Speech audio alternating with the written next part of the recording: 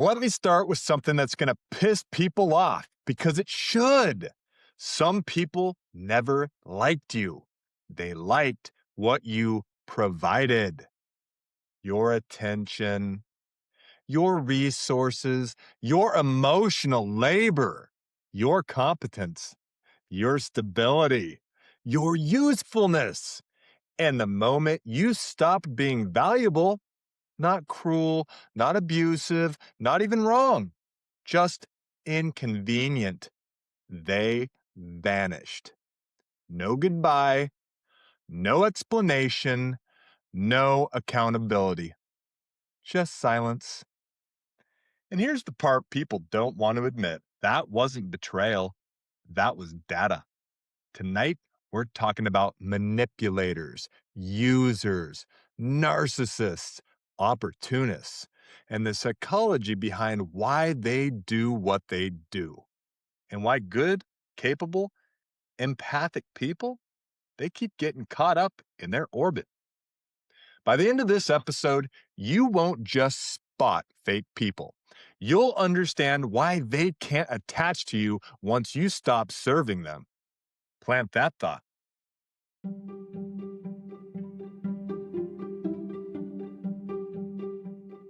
All right, guys, let's kick the door down on the most uncomfortable truth in social psychology today.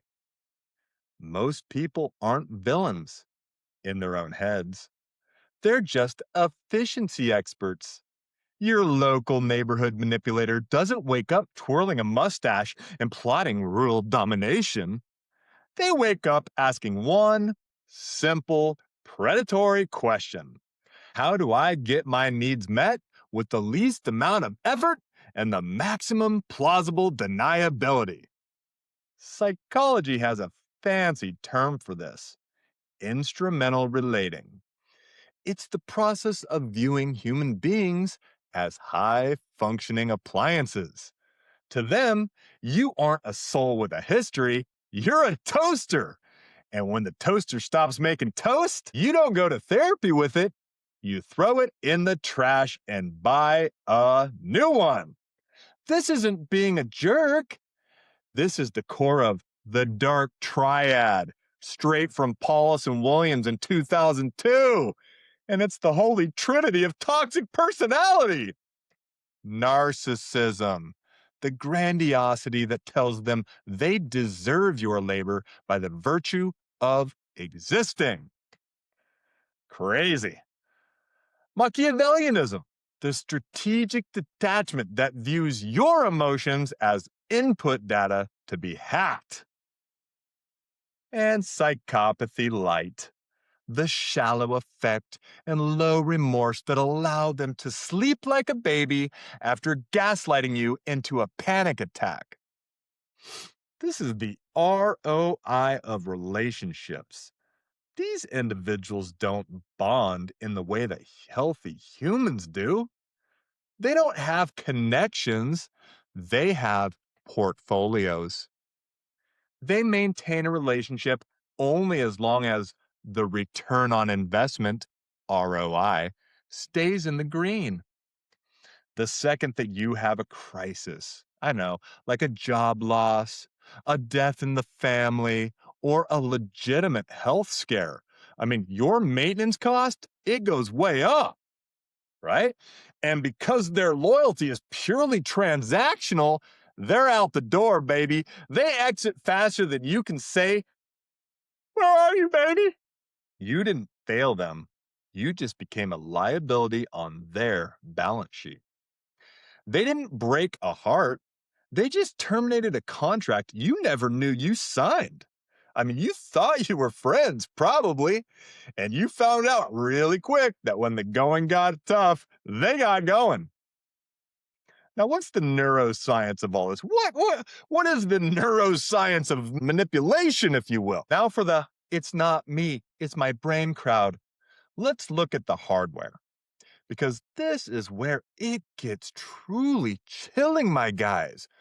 I mean, we like to think everyone has the same, I don't know, factory settings, right, for empathy.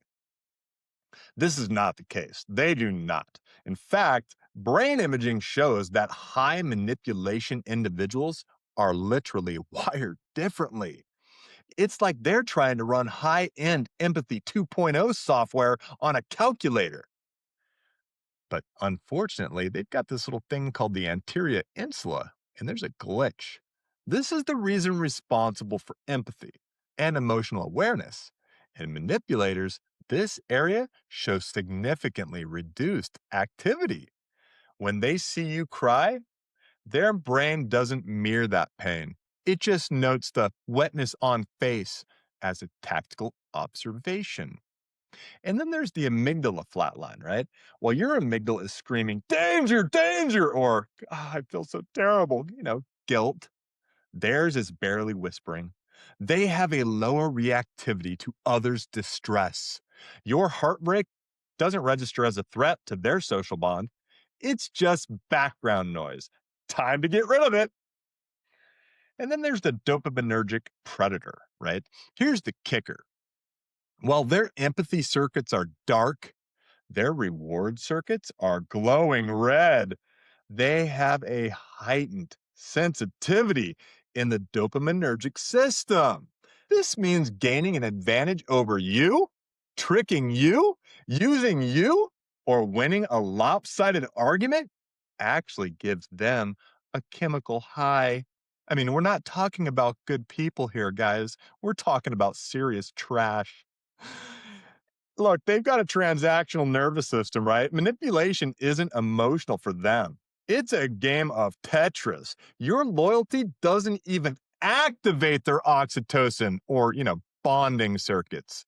Your usefulness activates their dopamine, though, their reward circuits. So no bonding, but you can do something for them. Let's trick them into thinking we're friends. That is why they can vanish from your life without a shred of guilt. I mean, these people are turds. They're not necessarily cold hearted, right? They just have a nervous system that reframes abandonment as choosing me. This rationalizes cruelty as self care, and it rebrands their total lack of accountability as setting boundaries. It's the same behavior you'd expect from a human, but it's coming from a biological machine that doesn't speak the language of us. Now, what about the tricks that they use, right? What are these narcissists doing? Let's break down the greatest hits, shall we? Mirroring. They like what you like. They share your interests. They echo your values. And this creates false intimacy through familiarity. But it's not real, guys. They use fast bonding, oversharing really early, twin flame energy. You're different from everyone else. That's not connection. That is attachment hijacking. That is attachment hacking. And you need to steer clear of these freaks. Number three, they use something that I talk about on my channels all the time because it is so strong, baby. They use intermittent reinforcement. Intermittent reinforcement. Hot, cold. Helpful, then totally unavailable. Same mechanism that makes slot machines addictive. These guys are literally wiring you to need their approval, to need them when they're providing absolutely nothing for you. Sorry, guys. Number four is utility framing. I mean, look, this one is big, right? They show up, they do. They show up when you have access to something they want. I don't know. Maybe you're in a position where you could help them out some way, right? Yeah. You have resources. Maybe it's money. Maybe it's, I don't know, maybe it's empathy. Maybe they need you to make them feel better about themselves. Maybe they need that validation because you're a nice person. Maybe it's that you have stability, right? They're there when everything is good, right? They're there when there's some stability, right? But as soon as the water gets a little choppy, they're jumping ship, baby. I mean, they vanish when you grieve, right? You're at your lowest point. I mean, you might be in your room all alone, just hoping to hear from them. They ain't coming. because they are all about themselves. You need support? Uh-uh. Things are bad now, right? Your life is having difficulty. I'm out the door, baby. I mean, guys, they leave you when you stop producing value for them because these are manipulators and losers and users. And here's the red flag no one wants to see. They resent you for needing them. Even one time. If you get their help, oh, they're going to hold it over your head and they ain't going to like it. Believe me.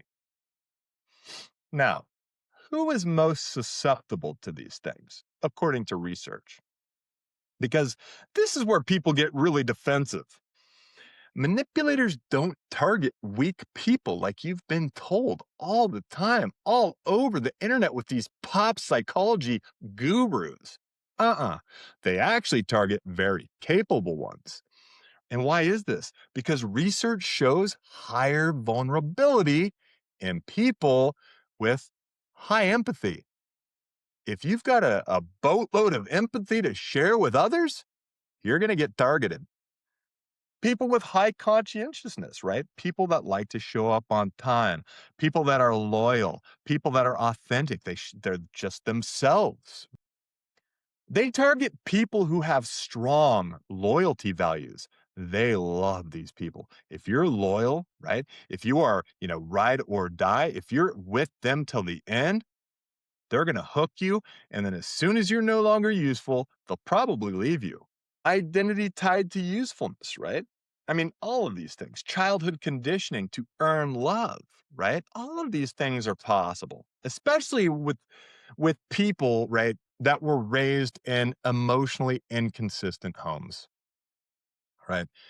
Environments where love equaled performance, I guess. Systems where, saying no had consequences. If your nervous system learned, I am safest when I am needed, then users will feel like home until they burn it down. Now, why is it that these jerks ghost you when you hit rock bottom?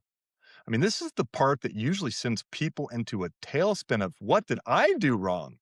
Well, let me save you the therapy bills. You didn't do anything wrong. You just became expensive. When tragedy hits, I don't know, cancer, bankruptcy, job loss, even a deep, dark, depressive episode, right? A healthy person sees a partner in need, a friend in need, a person in need. A manipulator sees a resource depletion event. Now, what is this shift in status? Well, to the transactional brain, right?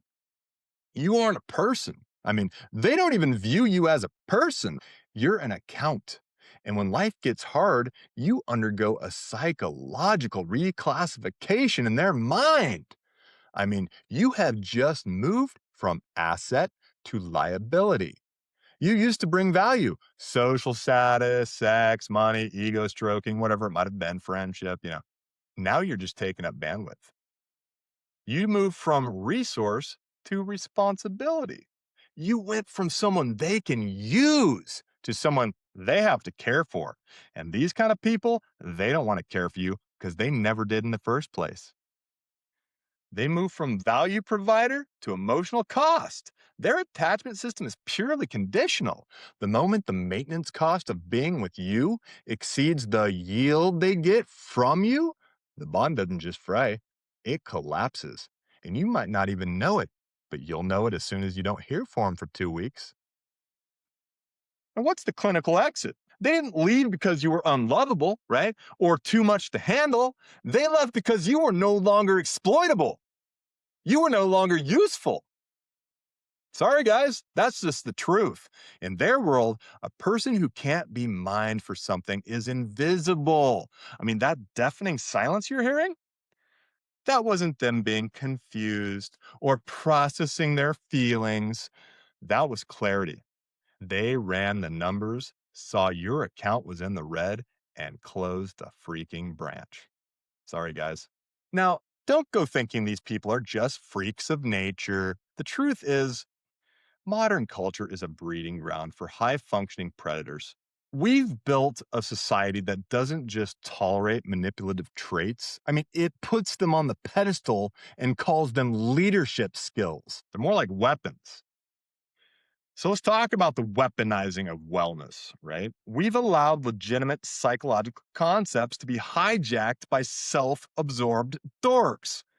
We glorify things in society like, I don't know, hustle over humanity, right? If you aren't optimizing every relationship, you're losing. Detachment over accountability. I mean, they'll call it staying unbothered when it's actually just being a coward. The protect your peace trap, right? This is the ultimate manipulators get out of jail free card. They use protecting my peace as a pseudo spiritual excuse for abandonment because that's exactly what they're doing to you. Don't let them off the hook. These people are trash. Look, if your tragedy is interrupting their vibe, they'll cut you off and claim they're practicing self care. The disposable era. Social media is the manipulator's natural habitat. It encourages things like low investment connections. I mean, why put in the work to sustain a real human being when there are 10,000 replacements in a scrolling feed? Performative empathy, right? We've traded actual in the trenches support for a black square or a thoughts and prayers emoji. It's empathy without the metabolic cost of actually caring. The frictionless world, right? We've created a world where using people is rebranded as empowerment and loyalty is framed as lack of boundaries or weakness. Look, manipulators thrive in systems that lack friction. When society stops shaming the user and starts blaming the used for allowing it, the predators have won the cultural war. But guys, I am here today. You can protect yourself, right? Here's the practical takeaway, right? Let's use the three failure rule. Yeah, the three failure rule, right? Everyone gets some grace. Everyone. No one gets infinite grace. I mean, patterns matter so much more than stupid apologies.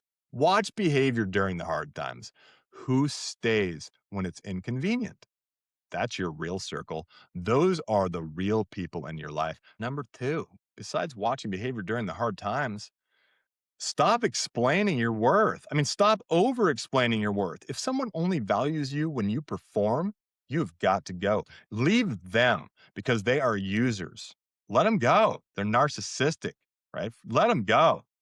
Guys, upgrade your standards, not your bitterness. I mean, look, it's really hard not to be bitter, especially right after it happens. But discernment is not cynicism. It's wisdom with boundaries. And look, I know that this is rough for you guys, right? But you need to let the trash take itself out of your life. Losing fake people might hurt because you were real. You were real. But here's the reframe. They didn't abandon you. They revealed themselves. They did you a favor because now you can unload that trash right out of your life. And your life will get so much better. I promise you. Once those narcissistic manipulators who only were there when you gave them something leave, I mean, that's so revealing. Every empty seat they leave behind. I mean, that's space for people who don't treat love like a transaction. And they're going to come, guys. Let those other people go. Let them fade into the ether where they belong.